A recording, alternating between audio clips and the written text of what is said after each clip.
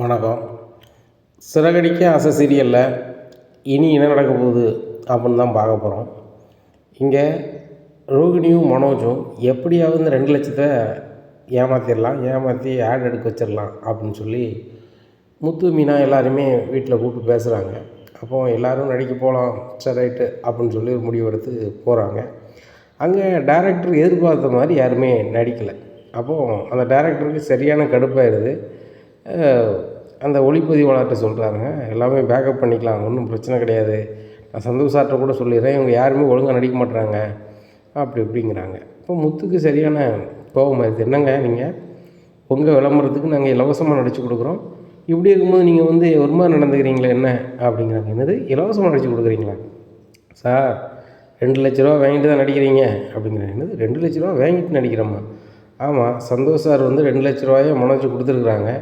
ஒவ்வொரு ஆளுக்கும் 25,000 சொல்லி தானே கூப்பிட்டு வந்தார். இப்போ என்னன்னா நீங்கள் ஒன்றுமே வாங்காத மாதிரி பேசுகிறீங்க, பணத்தை வாங்கிட்டீங்க, ஒழுங்காக நல்ல மாதிரி நடிச்சு கொடுங்க, இல்லைன்னா அவ்வளோதான் அப்படிங்கிறாங்க. எல்லோரையும் மனோஜை பார்க்குறாங்க. உடனே மனோஜ் என்ன சொல்லனே தெரியல.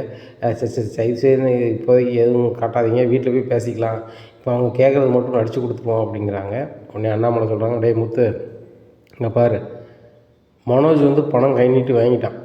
மனோஜை நம்ம என்ன பேசுகிறோம், ஏது பேசுகிறோம், என்ன பண்ணுறோம், அது நம்மளை சார்ந்தது. ஒரு ஆள் நம்மளுக்கு பணத்தை ஆடில் நடிக்க சொன்ன பிறகு நம்ம கை நீட்டி காசு வாங்கின பிறகு அது செய்யாமல் இருக்கிறது சரி கிடையாது, நடிச்சிடலாம் அப்படிங்கிறாங்க. சரிப்பா அப்படிங்கிறாங்க. சார் என்ன சார் செய்யணும் அப்படின்னு சொல்லி டைரக்டர்கிட்ட கேட்காங்க. டைரக்டர் இப்படி இப்படி செய்யுங்க அப்படின்னு சொல்லி முத்து மீனா, ரவி ஸ்ருதி, அண்ணாமலை விஜயா, மனோஜ் ரோகிணி எல்லார்ட்டையுமே சொல்லிடுறாங்க. அவங்க ஒரு கடையில் ஜாமான் வந்தால் எப்படி கேட்பாங்களோ பேசுவாங்களோ அந்த மாதிரி ரொம்ப அருமையாக பேசுகிறாங்க. அது எல்லாமே பயங்கரமாக விளம்பரமாக எடுத்துக்கிறாங்க. அப்போ முத்து மீனா ரொம்ப நல்லா பண்ணவையில், முதல்ல நீங்கள் ஒரு மாதிரி சொதப்புனீங்க, இப்போ சூப்பராக பண்ணுறீங்க, இன்னொன்று பேசுங்க அப்படி இப்படின்னு சொல்லிட்டு ஒரு 5-6 வீடியோ எடுத்துக்கிறாங்க. எடுத்துகிட்டு இது எல்லாமே ஒரு சாம்பிளை சந்தோஷ் சாருக்கு அனுப்புகிறாங்க. சந்தோஷ் சார் இதை பார்த்துட்டு ரொம்ப ஹாப்பியாக இருக்கார். நம்ம எதிர்பார்த்த மாதிரியே வந்திருக்கு அப்படின்னு சொல்லிட்டு எப்படியா இருக்குது. இந்த சூழ்நிலையில் சந்தோஷ் சார் கால் பண்ணுறாரு மனோஜ், அந்த மாதிரியை டைரக்டர் அனுப்புனார், பார்த்தா நல்லா இருக்குது, இது கண்டிப்பாக நல்லாவே ஃபேமஸ் ஆகும், வேணும்னு பாருங்கள் அப்படிங்கிறாங்க. தேங்க்ஸ் சார் அப்படிங்கிறாங்க. மனோஜ் மேலே எல்லாருமே பயங்கர காண்டாக இருக்காங்க, விஜயா உட்பட. பணத்தை வாங்கியிருக்கான், ஒரு வார்த்தை என்கிட்ட கூட சொல்லலையே அப்படின்னு சொல்லிட்டு இங்கே ரோகிணியும் மனோஜும் திருன்னு முடிக்காங்க. அப்போ கடையில் ஸ்டாஃபெல்லாம் சார் நீங்கள் சொன்ன மாதிரியே போர்டெல்லாம் ரெடி பண்ணியாச்சு அப்படிங்கிறாங்க. உடனே போர்டெல்லாம் ரெடி பண்ணியாச்சா அப்படின்னு சொல்லி திரும்பி எல்லோரும் பார்க்குறாங்க. கடை பேரை மாற்றுறாங்க.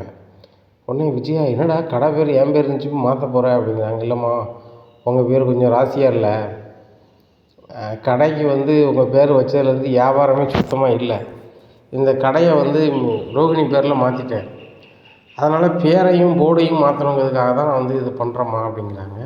டேய், அம்மா பேர்லேருந்து மாற்றிட்டு உனக்கு ஒரு வார்த்தை கூட சொல்லலையடா அப்படிங்கிறாங்க. இல்லைம்மா, உங்கள் பேர் அவ்வளோ ராசி கிடையாது அப்படிங்கிறாங்க. விஜயா ஒரு மாதிரி ஏறுறாங்க. அண்ணாமலை, இப்படி தான் நீ பொதுவாக பேசுவியா மனோஜ்? அவள் ராசி இல்லாமல் தான் நீ பிறந்துட்டியா, வச்சுட்டு ஆணையாக்கும் பூனையாக்குங்கிறாங்க. உடனேப்பா, அம்மா ராசி இல்லை தான், ஏன்னு கேட்டால் மீனா பூ கடைக்கு அம்மா பேர் தான் வச்சுருந்தாங்க, ஏன் கடையை மூடலை அப்படிங்கிறே. மனோஜ், அது எப்படி நினைச்சு தெரியுமாடா அப்படின்னு சொல்லி விஜயா பேச ஆரம்பிக்காங்க. ஆகா, நம்ம வளரணும்னா முத்து மீனாவும் வச்சு செஞ்சுருவாங்களே அப்படின்னு சொல்லிட்டு, டேய் அது ஒரு பூக்கடையாடா, அது ஒரு தள்ளு வண்டி அப்படிங்கிறாங்க. எந்த வண்டியோ அது சரி வரல, அதான் நான் மாற்றினேன் அப்படிங்கிறாங்க. உடனே முத்து சொல்கிறாங்க, டேய், என்னை விட ரவியை விட ஒன்றை தான் தலையத்துக்கு வச்சு ஆடுவாங்க, நீனே அம்மாவை இவ்வளோ பேசுகிறியடா, அவங்க அப்படி என்னடா பண்ணிட்டாங்க, உனக்கு நல்லா தானே பார்த்துக்கிட்டாங்க, எங்களுக்கு சரியாக நடந்துக்கிடாமல் இருந்தாலும் கூட உனக்கு அருமையாக தான் அவங்க ஒரு தாயாக நடந்துருக்குறாங்க, அவங்க பேர் வைக்கல, என்னடா உனக்கு பிரச்சனை அப்படிங்கிறாங்க. உடனே ரோகிணி பார்க்குறாங்க. முத்து நான்லாம் வைக்க சொல்லலை அப்படின்ட்டு, நான் தான்டா வச்சேன், ரோகிணியோட அப்பா சீக்கிரம் வெளிலேருந்து வந்துடுவார், அப்படி வரும்போது தான் மருமகன் தான் வச்சுருக்க கடைக்கு தன்னுடைய மகா பேரையே வச்சுருக்காங்கன்னு நினச்சி அவர் ரொம்ப சந்தோஷப்படுவார், அவர் அக்கௌண்ட்டில் 300 கோடி ரூபா இருக்காண்டா, அம்மா தான் சொன்னாங்க அப்படிங்கிறாங்க. உடனே அண்ணாமலை விஜயா பார்க்குறாங்க, 300 கோடி ரூபா இருக்கா அப்படிங்கிறாங்க. உடனே ஆமாங்க, ரோகிணி அப்பா அக்கௌண்ட்டில் 300 கோடி ரூபா இருக்கான், ரோகிணி தான் சொன்னா அப்படிங்கிறாங்க. உடனே முத்து சிரிக்கிறாரு. பாருங்க, நான் சொல்கிறேன், அவன் தேவையில்லாமல் சிரிக்காம பாருங்க அப்படிங்கிறாங்க. இங்கே பாரு விஜயா, அவங்க அக்கௌண்ட்டில் 100 இருக்குது, 300 கோடி இருக்குது, எத்தனை கோடி இருக்குது நம்மளுக்கு தேவையில்ல. சரியா? இப்போ பேச வேண்டியது இங்கே பேச வேண்டாம். டேய் மனோஜ் வீட்டுக்கு கிளம்பு, அங்கே போய் பேசலாம் அப்படிங்கிறாங்க. எல்லாருமே வீட்டுக்கு போகிறாங்க.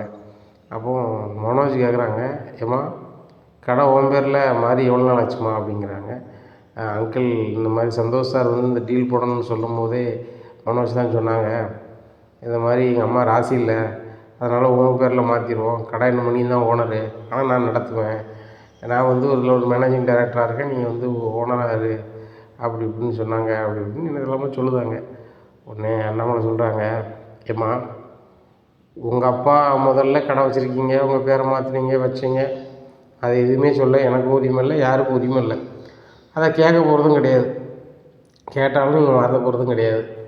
சரி ரைட்டு, இப்போ தாய் தாப்பனுடைய நிலைமை கடமை வந்து உங்களை வளர்த்து விட வேண்டியது, அதை செஞ்சாச்சு. சரியா? அதை பற்றி பிரச்சனை இல்லை. சரிம்மா விளம்பரத்துக்கு எம்டிகிட்ட காசு வாங்கியிருக்கீங்களா அந்த டிவி கம்பெனி ஓனர்கிட்ட, அது நியாயப்படி மனோஜ் என்ன செஞ்சுருக்கணும்? மனோஜ் நீ தானம்மா இப்போ இந்த கடைக்கு ஓனரு, நீ என்ன சொல்லியிருக்கணும்? எல்லாருக்கும் சேர்த்தா ஒரு பணம் இருந்திருக்காரு அப்படின்னு நீ சொல்லியிருக்கணுமா, சொல்லியிருக்கக்கூடாதா? இப்போ அந்த டேரக்டர் தம்பி எல்லோரும் முன்னாடியும் அப்படி பேசிட்டார், நிறைய கஸ்டமரும் பார்த்துருக்காங்க. இது பொது இடத்துல நம்ம வந்து சங்கடப்படுறதுக்கு நீ வேலையெல்லாம் பார்த்துருக்க, இது நல்லவமாக இருக்குது. இது மட்டும்தான் ஏமாற்றிருக்கீங்களா, வேறு எதுவும் ஏமாற்றிருக்கீங்களா அப்படிங்கிறாங்க. எப்பா என்னப்பா இப்படி பேசுகிறீங்க அப்படின்னு. நீங்களாம் வாயே பேசாதடா, உடனெலாம் பேசவே விரும்பலை, நான் ரோனிகிட்ட பேசிகிட்டு இருக்கேன். கூட பிறந்த அண்ணன் தம்பி, அப்பா அம்மா, வீட்டுக்கு வாழ்ந்த பிள்ளைய எல்லாத்தையுமே நீ சைட்டு மேனிக்கு ஏமாற்றிக்கிட்டு இருக்க. இந்த ஏமாத்தனத்தை என்னைக்கிடா விட போகிற? நீனும் பிஸ்னஸ் பண்ணி பெரிய ஆள் ஆயிடணும் அப்படிங்கிறது தான் அப்பாவோட ஆசையும் கூட. ஆனால் நீ வந்து சராசரி மனுஷனாகவே நீ வாழலையடா. அதாவது ஒரு மனுஷனுக்கு வந்து உயர்வு வர வர பணிவு வரணும். எவனுக்கு ஒருத்தனுக்கு தன்னடக்கம் வருதோ அவன் தான் வாழ்க்கையில் ஜெயிச்சு வெற்றி பெறுவான். இன்றைக்கி வாழ்க்கையில் வெற்றி பெற்றவங்க எல்லாருமே தன்னடக்கம் உள்ளவங்க தான். தன்னடக்கம் இல்லாதவன் யாரும் வெற்றி பெற்றதாக சரித்திரம் கிடையாது. அதுக்கு முழு முயற்சியாக உடல் உழைப்பையும் காட்டணும். இந்த கேட்டகரியில் எதுவுமே பண்ணலை. அவர் சந்தோஷார் பெரிய டீலர்ஷிப் தராரு வைக்காரு அப்படின்னு மட்டும்தான் சொல்கிறேன். அது உண்மையிலே அது நடக்குமா அப்படிங்கிறதே எனக்கு கேள்விக்குறியாக இருக்குது. ஏன்னா எங்ககிட்டயே உண்மையாக இல்லை, அவர்கிட்ட நீ உண்மையாக இருந்துருவியா அப்படிங்கிறது ஒரு அச்சப்பாடு எனக்கு இருக்குது கண்டிப்பாக அப்படிங்கிறாங்கப்பா.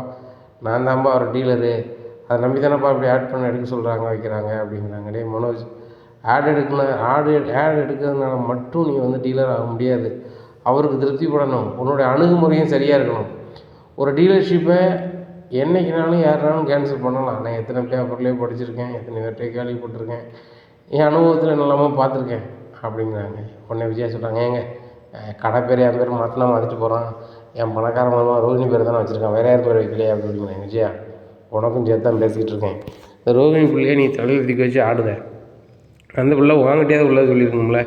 10,000 2 லட்ச ரூபா கொடுத்தாங்க, ஒரு ஜோடிக்கு 50,000, அது என்கிட்ட தான் இருக்குத அப்படின்னு ஒரு வார்த்தை. நம்மளுக்கு அந்த பணத்தை தர வேண்டாம், அவங்க எதுக்குனாலும் பயன்படுத்தி போட்டோம் அப்படிங்கிறாங்க. உடனே மனோஜ், அப்படியாப்பா பணம் வேண்டாமா, சரிப்பா அப்படிங்கிறாங்க. உடனே முத்து சொல்கிறார், என்னடா எங்களை பார்க்க இழிச்ச வாய் மாதிரி இருக்கா, நாங்கள் வேலையை விட்டுட்டு வருவோம், உங்களுக்கு நடிச்சு கொடுப்போம், நீங்கள் அதில் வந்து பெரிய ஆளாக வைக்க, ஆனால் நாங்கள் வந்து இப்படியே பார்த்துட்டு நிற்கணும், அதில் நீ பணத்தை சொல்ல மாட்டேன், நீனும் பொண்டாட்டியும் கல்லூரி மங்கி மாதிரி நிற்பீங்க, எங்களை பார்க்க உங்களுக்கு இழிச்ச வாயு மாதிரி இருக்கும் அப்படிங்கிறாங்க. உடனே ரவி சொல்லுவார், ஆமாடா எங்களை பார்க்க என்ன இடக்கா தெரியுதா, நான் இன்றைக்கி குக்கிங் போகல, என் முண்டாட்டி சுருத்தி டப்பிங் போகல, அண்ணி பூவே வரத்துக்கு போகல, நாங்கள் 4 பேருமே, என் அப்பாவும் அம்மாவும் சரி தான், நாங்கள் எல்லோரும் 6 பேரும் சேர்ந்து உங்களுக்கு நடித்து கொடுத்துருக்கோம், அதனால் எங்கள் பணத்தை எங்கிட்ட தந்துரு அப்படிங்கிறாங்க. அதெல்லாம் கொடுக்க முடியாதுப்பா, எனக்கு 5000 செலவு இருக்குது, அண்ணன் தம்பி விளம்பரத்தை நடித்ததுக்கெலாம் வந்து துட்டு கேட்காங்க அப்படிங்கிறாங்க.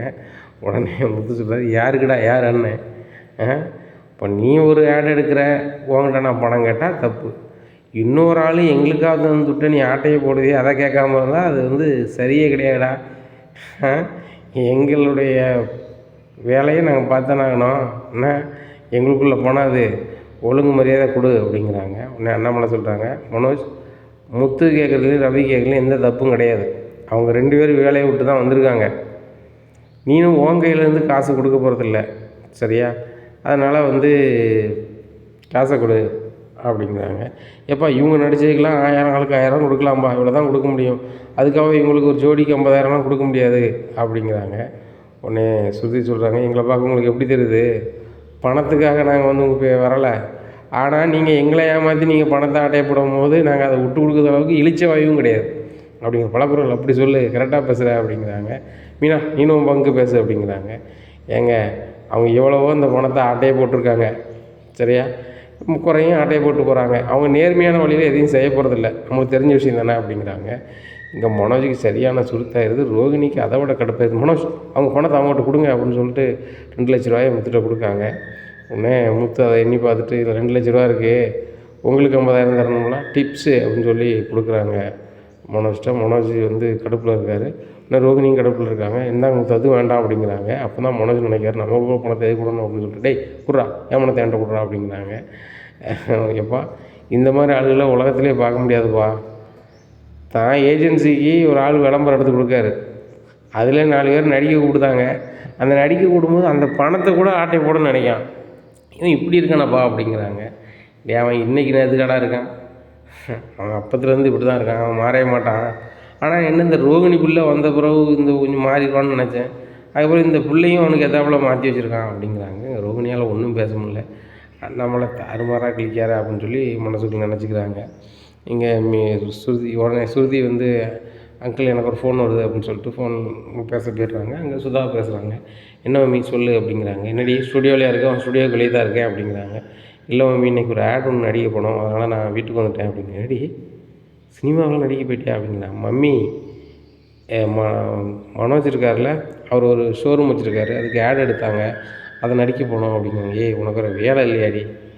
அங்கேயே அவர் விற்காமல் ஓட்டிகிட்டு இருக்காரு, ஓட்டுறது கடைக்கு என்னடி விளம்பரம் அப்படிங்கிறாங்க. மம்மி நீ சொல்லுறது சரி தான், இவங்க ஏதோ டீலர்ஷிப் எடுக்க போகிறாங்களாம், டிவி கம்பெனி டீலர்ஷிப், அதை எடுத்தாங்கன்னா வந்துட்டு பெரிய ஆள் ஆயிடுவாங்க அப்படி இப்படின்னு சொல்லிட்டு இருக்காங்க. அதனால் சரி நம்மளால் முடிஞ்ச உதவியை செய்யுமேன்னு சொல்லிட்டு நானும் ரவியும் போனோம் அப்படிங்கிறாங்க. அப்படியா, எந்த டிவி கம்பெனி அப்படின்னு சொல்கிறாங்க. இந்த டிவி கம்பெனி ஓனர் வந்து பாம்பேயில் இருக்காங்க அப்படி இப்படின்னு சொல்லிட்டு எல்லாத்தையுமே சொல்கிறாங்க. ஓ அப்படியா அப்படின்னு சொல்லிட்டு, சரி சரி இந்த டீலர்ஷிப் கிடச்சா தானே அந்த வீட்டில் நீ பெரிய ஆளாவ, என் பொண்ணு மாப்பிள்ளையோட நீ பெரிய ஆளாவது நான் எப்படி விட முடியும்? அந்த வீட்டில் இமேஜ்னால் ஸ்ருதிக்கும் ரவிக்கும் தான் இருக்கணும், உனக்கு இருக்கக்கூடாதுல்ல, அதான் சம்மதிக்க முடியாதுல்ல, உனக்கு போய் அவன் டீலர்ஷிப் தரான், நான் விட்டுருவேனா அப்படின்னு சொல்லிட்டு மனசு நினச்சிட்டு, சரி ஸ்ருதி இன்னொரு நாள் வந்து உன்னை பார்க்குறேன் அப்படிங்கிறாங்க. சரிம்மா அப்படிங்கிறாங்க. நேராக ஸ்ருதி வந்து வாசித்தவன்ட்டு சொல்கிறாங்க, ஏங்க நீங்கள் ஆஃபீஸராக வேலை பாருங்கள், பார்க்காம போங்க, உங்கள் பிஸ்னஸ் நடக்கட்டும் நடக்காமல் போட்டும், அதெல்லாம் கேட்கவே இல்லை. ஆனால் என்ன செய்யணும் அப்படின்னு சொன்னால், இந்த மனோஜ் கிடக்கூடிய அந்த வாய்ப்பு நீங்கள் கெடுக்கணும் அப்படிங்கிறாங்க. இவ்வளவு தானே, யார் உனக்கு டீலர்ஷிப் கொடுக்காங்களா அப்படிங்கிறாங்க. ஏங்க கம்பெனி பேர் இது, ஓனர் பேர் இந்த பேர், சரிங்களா? அவங்க வந்து பாம்பேயில் இருக்கிறாங்களாம், கம்பெனி பாம்பேயில் தான் இருக்குதான். அவங்க வந்து தமிழ்நாட்டுக்கே டோட்டலாக டீலர்ஷிப்பை வந்து மனோஜ் கொடுக்குறாங்களாம். மனோஜ் பார்த்து தான் சப்டீலருக்கு வந்து கொடுக்கணுமா, அவன் பெரிய அளவில் அவன் தொழில் பண்ணுற அளவுக்கு ஆகுது. இந்த அண்ணாமலை குடும்பம் நம்மளை விட எந்த கதையிலையும் பெரிய ஆளாக ஆகவே கூடாது. இந்த அண்ணாமலை வீட்டில் வாழ போன பிள்ளைகளில் 2 பிள்ளைகள் பெரிய பணக்காரி அப்படின்னு சொல்லி விஜயா தம்பட்டம் அடிக்காங்க. ஆனால் அந்த ரோகிணி பிள்ளையோட அப்பா ஃபாரினில் இருக்கார், பேச மாட்டாங்க, வைக்க மாட்டாங்க, ஒரு உதவியும் பண்ண மாட்டாங்க அப்படின்னு சொல்கிறாங்க. அது நம்மளுக்கு ஒரு வகையில் லாபம்தான். ஆனால் அவங்க அப்பா எதுவும் செய்கிறதுக்கு முன்னக்குட்டி என்ன, இந்த மனோஜ் பெரிய ஆளாயிட்டான் அப்படின்னு சொன்னால் அந்த அவமானங்களும் அசிங்கங்களும் நம்மளுக்கும் வந்து சேரும். நம்ம பிள்ளை அந்த வீட்டில் தாங்க வாழ்கிறா அப்படிங்கிறாங்க. மோளை இதுக்கு யார் அந்த வீட்டில் வாழ சொன்னால், வர சொல்ல வேண்டியதானே, நம்ம இங்கே வந்து அவளுக்கு நம்ம அவங்களோட பெரிய ஆளை நம்ம பண்ணி கொடுக்க மாட்டோமா, வைக்க மாட்டோமா அப்படிங்கிறாங்க. இதை பாருங்க, அது 2வது புறம். ஃபஸ்ட்டு அந்த மனோஜுக்கு கிடைக்கக்கூடிய அந்த டீலர்ஷிப்பை எப்படியாவது கெடுக்கணும். அதுக்கு என்ன பண்ணலாம்? இவ்வளோ நாள் நான் பிளான் பண்ணி ஸ்ருதியை நம்ம வீட்டுக்கு கொண்டு வர முடியல, நான் பிளான் பண்ண லாய்க்கு இல்லை அப்படின்னு நீங்கள் பல முறை சொல்லியிருக்கீங்க. ரைட்டு, நீங்கள் ஒரு பிளான் பண்ணுங்கள், பிளான் பண்ணி அந்த மனோஜ் கிடக்கூடிய டீலர்ஷிப்பை கெடுத்து விடுங்க அப்படிங்கிறாங்க. அப்படி தானே சொல்கிறேன், ரைட்டு விடு, ஒன்றும் பிரச்சனை கிடையாது, அப்போ அதுக்குள்ளே ஆட்களை விலைக்கு வாங்குவோம் அப்படின்னு சொல்லிட்டு பேசுகிறாரு.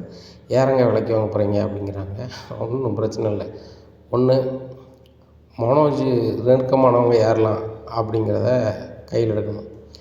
2வது அவங்ககிட்ட வேலை பார்க்குற ஸ்டாஃபையும் கையில் எடுக்கணும். அப்படி நம்ம கையில் எடுத்தோம் அப்படின்னு சொன்னால் இந்த டீலர்ஷிப் கிடைக்காம ஆக்கிடுவேன் அப்படிங்கிறாங்க. அப்படி என்னங்க பண்ண போகிறீங்க அப்படிங்கிறாங்க. பாட்டில் இரு அப்படின்னு சொல்லிட்டு ஒரு ஆளுக்கு ஃபோன் அடிக்கிறாங்க. ஃபோன் அடித்து இந்த மாதிரி அண்ணாமலையோட பையன் மூத்த பையன் இருக்கான்ல, அவனுக்கு நெருங்கிய ஆள் யார் அப்படின்னு சொல்லி ஒரு ஆள்கிட்ட விசாரிக்காங்க. அவங்க கரெக்டாக அந்த மொட்டை சந்தோஷம் காட்டுறாங்க. சார் அவர் மூலமாக தான் வந்து அந்த எம்டி சந்தோஷம் பார்த்தது, பாம்பேக்கார் பார்ட்டியை பார்த்தது வச்சது. அது போக முன்னாடி வேலைக்கே போகாமல் பார்க்கலலாம் வந்து அந்த மொட்டை இவர் கூட சாய்ந்திருப்பார் போல், அந்த சூழல் ஆழ்ந்திருப்பார் போல்.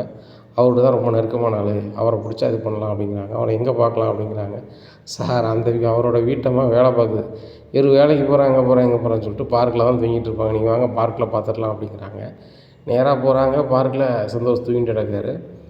சந்தோஷா அப்படிங்கிறாங்க. ஆமாம் அப்படிங்கிறாங்க. உங்கள்கிட்ட கொஞ்சம் தனியாக பேசணும் அப்படிங்கிறாங்க. என்கிட்ட பேசுறதுக்கு என்ன இருக்குது அப்படிங்கிறாங்க. நான் இந்நேரம் இருக்கேன் ரயில்வேல அப்படிங்க. ஓ சொல்லுங்கள் சார் அப்படிங்கிறாங்க. உங்களால் எனக்கு ஒரு காரியம் ஆகணும் அப்படிங்கிறேன். என்ன காரியம் ஆகணும் அப்படிங்கிறாங்க. மனோஜை பற்றி தெரிஞ்சுக்கணும் அப்படிங்கிறாங்க. சார் நீங்கள் மனோஜுக்கு உறவினர் தானே அப்படிங்கிறாங்க. உங்களுக்கு எப்படி தெரியும் அப்படிங்கிறாங்க. மனோஜ் ரொம்பவே சொல்லியிருக்காரு. நீங்கள் இந்த நேமை சொன்னோடனே, நீங்கள் இந்த எந்த டிபார்ட்மெண்ட்டில் வேலை பார்க்கீங்கன்னு சொன்னோடனே எனக்கு புரிஞ்சுக்கிட்டேன். என்ன சார் உங்களுக்கு தான் தெரியுமா சார் அப்படிங்கிறாங்க. எனக்கு ரொம்ப க்ளோஸாக தெரியணும். எப்படி அவருக்கு வந்து இப்படி ஒரு ஷோரூம் வைக்கிறதுக்கு பணம் வந்துச்சு அப்படிங்கிறாங்க. சார் அது அவங்க மாமனார் கொடுத்த பணம் அப்படிங்கிறாங்க. சரி ரைட்டு. அதுக்கு முன்னாடி என்கிட்ட தான் பார்க்கில் தூங்கிட்டு கிடப்பார், வேறு ஏதாவது அவனை பற்றி தகவல் தெரியுமா அப்படிங்கிறாங்க. சார் அவரை பற்றி எல்லாமே தெரியும், சோம்பேறி ஆள் சரியா, பார்க்கில் எங்கூட தூங்கிட்டு கிடப்பார். அவர் நேரம் வீட்டமாக பணம் கொடுத்தோன்னா ஷோரூம் வச்சுருக்காப்புல. ஆனால் வியாபாரம் பெருசாக இல்லை, வியாபாரம் இல்லை அப்படின்னு புலம்பையில் எனக்கு சந்தோஷ் சார்னு சொல்லிட்டு ஒரு ஆள், பெரிய ஆள் பழக்கம். அவர் எம்பேருக்கார் தான். அவர் பாம்பேயில் பெரிய ஒரு டிவி கம்பெனி வச்சுருக்காரு. அவர் தமிழ்நாட்டுக்கு ஒரு டீலரை தேடிக்கிட்டு இருந்தார். அப்போ தான் மனோஜும் ஃபர்னிச்சர் கடை வச்சுருக்கேன், லைன் பண்ணி விடுமான்னு லைன் பண்ணி விட்டேன். பெரிய பணக்காரர் மாதிரி மனோஜை பில்டப் பண்ண அவர் கண்டுபிடிச்சிட்டார். குறிப்பாக சொல்லப்போனால் முத்தே உள்ளது சொல்லிட்டார். அப்படிங்கும்போது முத்தை நல்லா பிடிச்சிக்கிருச்சு, அதனால் கொடுக்காங்க அப்படிங்கிறாங்க. சரி ரைட்டு. மனோஜை பற்றி வேறு என்ன தெரியணும் அப்படிங்கிறாங்க. தெரியும் அப்படின்னு கேட்குறாங்க. அதான் சொல்லிட்டேனே அப்படிங்கிறேன். அவரை பற்றி ஏதாவது சொல்லுங்களேன் அப்படிங்கிறாங்க. சார் அவனை பற்றி சொல்கிறதுக்கு ஒன்றுமே இல்லை, பணம் வருதுன்னா எதனாலும் பண்ணுவான், நீங்கள் வேணால் அதை பாருங்கள் அப்படின்னு சொல்லி செல்லை காமிக்கிறாங்க. செல்லை காமிக்கும்போது மனோஜ் பிச்சை எடுக்கிறவங்களோட சேர்ந்து கோயில் வாசலில் உட்காந்து பிச்சை எடுக்கிறாரு, தர்மம் கேட்குறாரு. அந்த வீடியோ அதில் இருக்குது. இது எப்படி உங்களுக்கு கிடச்சிது அப்படிங்கிறாங்க. நான் தானே அவனை வந்து அந்த சாமியார்கிட்ட கூப்பிட்டு போனேன். அந்த சாமியார் தான் சொன்னார், நீ 24 மணி நேரம் வந்து தர்மம் எடுத்த அப்படின்னு சொன்னால் வாழ்க்கை நிலையே மாறிடும், நீ பெரிய கோடீஸ்வரன் ஆயிடுவ அப்படின்னு சொன்னாங்க. சொன்ன உடனே மனோஜ் மறுப்பாரா, உடனே வந்து அதுக்குள்ளே ஆடையெல்லாம் போட்டு கோயில் வாசலில் உட்காந்து தர்மம் எடுக்க ஆரம்பிச்சிட்டாரு. சரி இது வந்து அன்னித நேரத்தில் ஏதாவது ஒரு காமெடிக்கு ஆகுமேன்னு சொல்லி எடுத்து வச்சேன் அப்படிங்கிறாங்க. இந்த வீடியோ எனக்கு வேணுமே அப்படிங்கிறாங்க. எதுக்கு சார் அப்படிங்கிறாங்க. எனக்கு கொஞ்சம் அனுப்புங்களேன் அப்படிங்கிற. சார் அது சரியாக வராது, நான் அனுப்புகிறேன் சரியாக வராது அப்படிங்கிறாங்க. நீங்கள் அனுப்புனீங்க வச்சுங்க, நான் சொல்ல போகிறதில்ல, நான் இவ்வளோ பெரிய ஆளும் கூட சொல்கிறேன், உங்களுக்கு நான் சும்மா விட போகிறதில்ல, இந்த வீடியோ எனக்கு அனுப்புங்க, 1,00,000 தரேன் அப்படிங்கிறாங்க. சார் நெசமாக தான் சொல்கிறீங்களா, 1,00,000 தரீங்களா, சரி அப்போ அனுப்புகிறேன், நான் அனுப்புன்னு சொல்லிடாதீங்க அப்படிங்க. சார் ரைட்டு அப்படின்னு சொல்லிட்டு சொல்கிறாங்க. அந்த வீடியோவை அவர் தர்மம் எடுத்த வீடியோவும் வந்துடுது. அப்போ இந்த இது வந்துருச்சு, சக்ஸஸ்ஃபுல்லாகிடுச்சு. இன்னும் யார் சார் இப்போ நம்ம தொடர்பு கொள்ளணும் அப்படிங்கிறாங்க. அவங்க கடையில் வேலை பார்க்குற ஸ்டாஃப் யாரையாவது தொடர்பு கொள்ளணும் அப்படிங்கிறாங்க. சார் இப்போ அந்த பையன் அவங்கள்ட்ட வேலை பார்க்குறவங்க எல்லாருமே டீட்டெயில் நான் தகவல் எடுத்துடுறேன், ஆனால் வந்து இப்போ அவங்கள பார்க்க முடியாது, இன்றைக்கி ஈவினிங் பார்ப்போம் சார் அப்படிங்க. சார் ரைட் அப்படிங்கிறாங்க. மனோஜ் கடையில் வேலையை முடிச்சு ஒரு ஸ்டாஃப் வீட்டுக்கு வராங்க. அப்போது வாசுதேவனும் இன்னொரு ஆளும் உட்காந்துருக்காங்க. இன்னும் என்ன சார் யார் நீங்கள் அப்படிங்கிறாங்க. உங்களை தான் பார்க்கணும், நீங்கள் வந்து மனோஜ் ஷோரூமில் தானே வேலை பார்க்கீங்க அப்படிங்கிறாங்க. ஆமாம் சார், அந்த ஃபர்னிச்சர் கடையில் தான் வேலை பார்க்கேன் அப்படிங்கிறாங்க. மனோஜை பற்றி தெரிஞ்சுக்கணுமே அப்படிங்க. என்ன சார் தெரிஞ்சுக்கணும் அப்படிங்கிறாங்க. வியாபாரம்லாம் எப்படி போகுது அப்படிங்கிறாங்க. சார் எங்கள் கடையில் வியாபாரமே இல்லை, அதை தெரிஞ்சு நீங்கள் என்ன சார் செய்ய போகிறீங்க, அந்த கடை எதுவும் வாங்க போகிறீங்களா, எங்கள் சாரும் கொடுக்குறது மாதிரி இல்லையா, அவருக்கு ஏதோ பெரிய டீலர்ஷிப் வந்துருக்குன்னு அப்படின்னு பயங்கரமாக பில்டப் பண்ணிகிட்ருக்காரு அப்படிங்கிறாங்க. சரி ரைட்டு, எனக்கு உதவி செய்யணும், உங்களுக்கு எவ்வளோ காசு வேணும்னு தரேன் அப்படிங்கிறாங்க. சார் எங்கள் ஓனரு எங்கள் அக்கா பொண்ணுக்கு ஒரு ஃபங்க்ஷனு, அதுக்கு காசு தந்தால் நான் போய் பண்ணுவோன்னு பார்த்தா அதுக்கு சொதப்பிட்டார், நான் ரொம்பவே சங்கடப்பட்டேன், என் சொந்தக்காரங்க எல்லாமே நீ ஒரு மாதிரி பேசிட்டாங்க, இப்படி இருக்கும்போது நீங்கள் என்ன சார் இப்படி சொல்கிறீங்க அப்படின்னு. நெசமாக தான், நீங்கள் வந்து மனோஜ் என்ன செய்கிறாரு அப்படின்னு பார்த்துட்டு எனக்கு ஒரு பேசுங்க அப்படிங்கிறாங்க. சார் எங்கள் ஓனரு என்ன செய்வார், வந்தோடனே சாப்பிட்டு தூங்குவார், மதியமும் சாப்பிட்டு தூங்கிட்டு கிடப்பார், ஸ்டாஃபு வர்றதும் பார்க்க மாட்டார், கஸ்டமர் வரதையும் பார்க்க மாட்டார், அவருக்கு அவங்க மாமியார் வீட்டிலேருந்து கொடுத்த பணம், அவர் பிஸ்னஸ் பண்ணுறாரு, அந்த கஷ்டமே தெரில அப்படிங்கிறாங்க. தம்பி இப்போ தான் வழிக்கு வந்துருக்கீங்க, மனோஜ் கல்லால் உட்காந்து நல்லா தூங்கிட்டு இருக்கிற மாதிரி வீடியோ வேணும் அப்படிங்கிறாங்க. அதை எடுத்து கொடுங்க, உங்களுக்கு எவ்வளோ நாளும் தரேன் அப்படிங்கிறாங்க. சார் அது எதுக்கு சார் எடுத்து கொடுக்கணும், ஆல்ரெடி எடுத்து தான் வச்சுருக்கேன், ஏன்னா இப்படி ஒரு சோம்பேறி இருக்க கடையில் தான் வேலை பார்க்கும். என்றைக்காவது இது வந்து ஒரு காமெடிக்கோ இல்லை எதுக்கோ ஆகும்னு எடுத்து வச்சுருக்காங்க பாருங்கள். டேட் வாரியாக இருக்குது. ஒரு நாள் மட்டும் இல்லை, கிட்டத்தட்ட 20 நாள் தொடர்ச்சியாக அவர் தூங்கிட்டு இருக்கிறத எடுத்து வச்சுருக்கோம் பாருங்கள் அப்படின்னு சொல்லிட்டு காமிக்கிறாங்க. அதில் டேட்டோடய வருமா அந்த வீடியோவில் அப்படிங்கிற, டேட்டோடய வரும் அப்படிங்கிறாங்க. அந்த வீடியோ எல்லாமே வாசுதேவன் செல்லுக்கு போகுது. என்னை வாசுதேவன் சிரிக்கிறாரு. தம்பி உனக்கு எவ்வளோ வேணும் அப்படிங்கிறாங்க.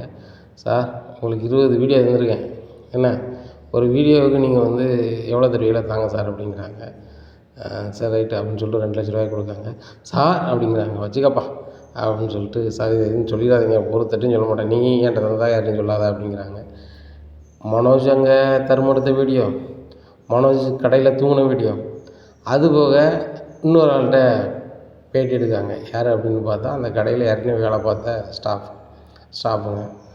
அவங்ககிட்ட போய் பேட்டி எடுக்கையில் அது ஒரு வீடியோ மாதிரி வருது. அது எப்படின்னாக்க, அவங்க நான் வேலைக்கு இவங்க கடையை வாங்கினோன்னே எங்களை வேலையை விட்டு போட்டாங்க. இந்த ஓனர் படித்தவங்க தான் இப்போன்னு சொல்லிட்டாரு. ஆனால் அதில் வியாபாரமே இல்லை. நாங்கள் 40 வருஷமாக வேலை பார்த்தோம். ஒரு தொழிலாளி அவங்க எப்படி ஹேண்டில் பண்ணணும் கூட அவங்களுக்கு தெரியல. அதுபோக தான் முதலாளிங்கிற ஒரு கர்வத்தில் இருக்கார தவிர்த்து தான் ஒரு பணியாளர், தான் வந்து மக்களுக்கான பணியாளர்னு அவர் ஒன்றவே இல்லை. இப்படிப்பட்ட ஆள்லாம் வந்து கண்டிப்பாக பிஸ்னஸ் பண்ணி ஜெயிக்க வாய்ப்பே இல்லை அப்படின்னு சொன்னால் அந்த வீடியோ வச்சுருக்குறாங்க. இதை வச்சுட்டு நேராக வீட்டுக்கு போகிறாங்க. என்னங்க இவ்வளோ நேரம் ஆயிடுச்சு அப்படிங்கிறாங்க. சுதா பயங்கரமான செயல்கள்லாம் பண்ணிட்டு வந்திருக்கேன் பாரு அப்படிங்கிறாங்க. அதெல்லாம் பார்த்துட்டு சுதா ரொம்பவே சந்தோஷப்படுறாங்க. எங்கே இவ்வளோ இது எப்படிங்க எடுத்தீங்க அப்படிங்கிறாங்க. எல்லாம் பணம் தான், கிட்டத்தட்ட ஒரு 4 லட்ச ரூபாய்க்கு மேலே செலவு பண்ணேன், எல்லாமே வந்துடுச்சு அப்படிங்கிறாங்க. ஏங்க நீங்கள் ஒரு வாரத்துக்கு லீவ் போடுங்க அப்படிங்க. ஒரு வாரம் என்ன, ஒரு வாரம் 10 நாள்லாம் லீவ் போட்டுருவோம். அந்த மனோஜுக்கு டீலர்ஷிப் கிடைக்காது, கிடைக்க விட மாட்டேன். சரிதானா? அந்த எம்டி ரமேஷ் யார் சந்தோஷ் அட்ரஸ்லாம் ரெடி பண்ணிட்டேன். என்ன நாளைக்கு நான் கிளம்புறேன், நாளான்னைக்கு அவரை பார்க்கேன் அப்படிங்கிறாங்க.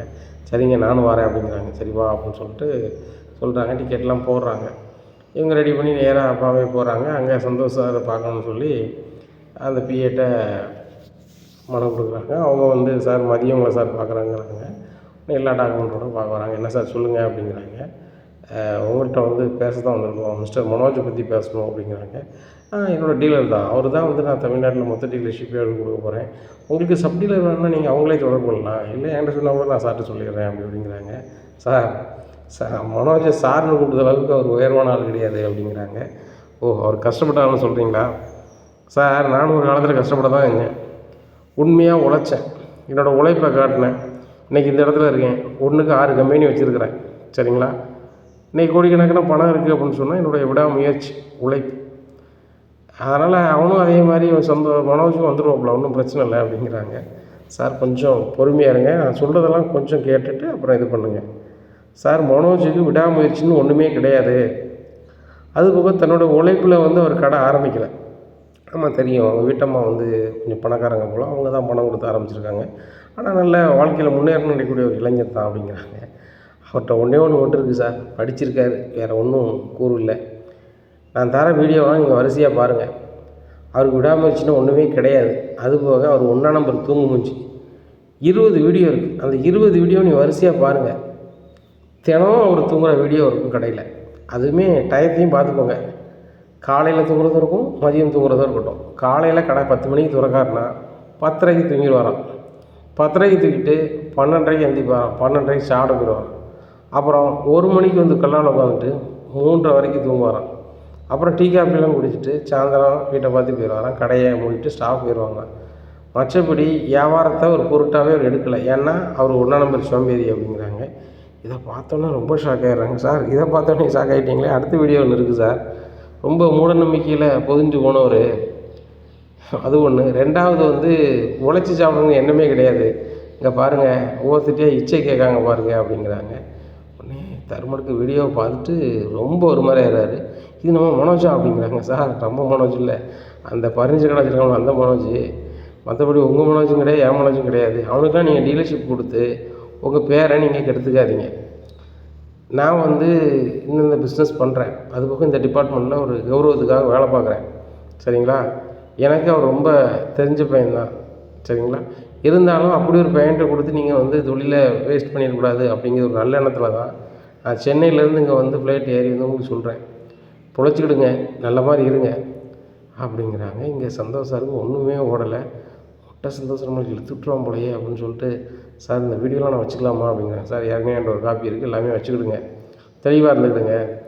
அது போக டீலர்ஷிப் ஏன் தரலன்னு சொல்லி ஒரு வருத்தப்பட்டாலும் நீங்கள் காமிக்கிறது வசதியாக தானே இருக்கும் அப்படின்னு சொல்லிட்டு, எனக்கு கிளம்புறேன் சார் அப்படிங்கிறாங்க. சார் நீங்கள் எனக்கு பெரிய உதவி செஞ்சுருக்கீங்க.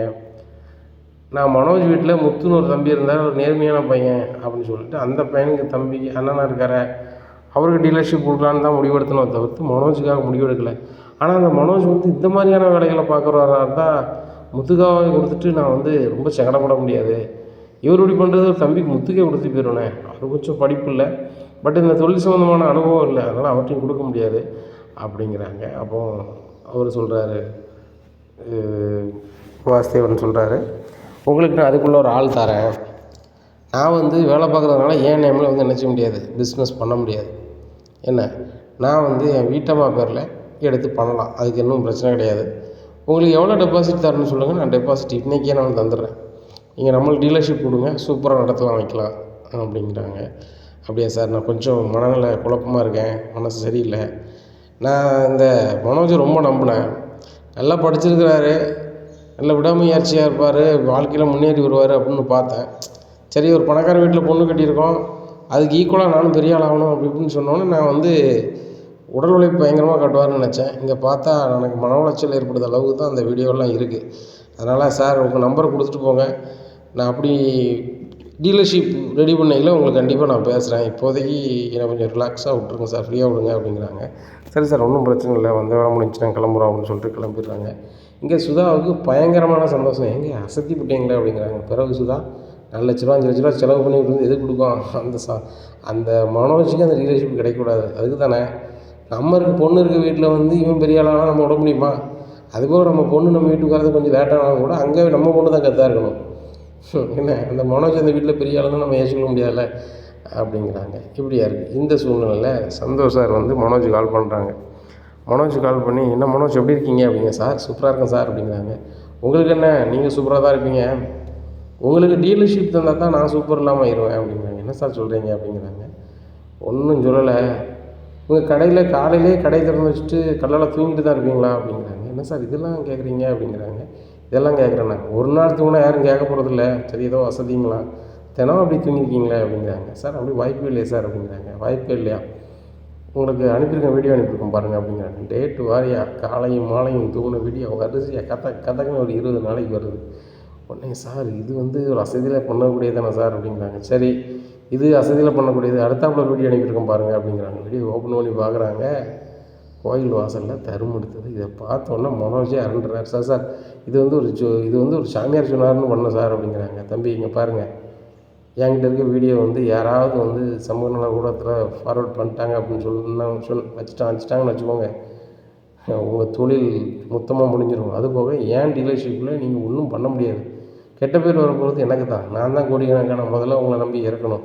அதனால் நான் வந்து ரிஸ்க் எடுக்க விரும்பலை தம்பி, உங்கள்கிட்ட இந்த நிமிஷம் வரைக்கும் நான் நல்லா பேசிகிட்டு இருக்கணும் ஒரே காரணம் உங்கள் தம்பி முத்து தான். அந்த நட்பை நான் கெடுக்க விரும்பலை. அவங்க நடித்த ஆடு எனக்கு ரொம்பவே பிடிச்சிருக்கு, என்னோடய மற்ற கம்பெனி விளம்பரத்துக்குலாம் அவங்க தான் நடிக்க வைக்க போகிறேன், அது ஒரு மனநிலையில் இருக்கேன். ஆனால் உங்களுக்கு நான் டீலர்ஷிப் தரங்க எண்ணத்தில் நான் பின் வாங்குகிறேன், உங்களுக்கு தரப்போகிறதில்ல. உங்களுக்கு எதிராக நிறைய பேர் செயல்படுறாங்க, உண்மை நிலை சொல்ல போனால் ஆதாரத்தோடு அவங்க இருக்கிறாங்க. உங்களுக்கு நான் டீலர்ஷிப் தந்தால் கண்டிப்பாக இந்த வீடியோஸ் எல்லாம் அவங்ககிட்ட இருக்குது, கண்டிப்பாக சோசியல் மீடியாவில் போடுவாங்க. அப்படி போட்டாங்க அப்படின்னு சொன்னால் என் தொழில் ரொம்ப பாதிக்கும், நீங்கள் எல்லாம் பெறுவீங்க, அது உங்களுக்கு ஒன்றும் புதுசு இல்லை. உங்கள் கை உழைப்பில் நீங்கள் வந்து தொழிலை உருவாக்கலாம், வீட்டம்மா பணத்தை போட்டு தான் உருவாக்கியிருக்கீங்க, அதனால் உங்களுக்கு வலியும் வேதனையும் தெரிய போகிறதில்ல. ஆனால் ரொம்ப சங்கடப்பட்டு தான் நான் இந்த நிலைமைக்கு வந்திருக்கேன். இந்த நிலைமையிலேருந்து கீழே இறங்கி மறுபடி நான் வாழ்வாதாரத்தை தேடுறது வந்து ரொம்ப கஷ்டமாக போயிடும்.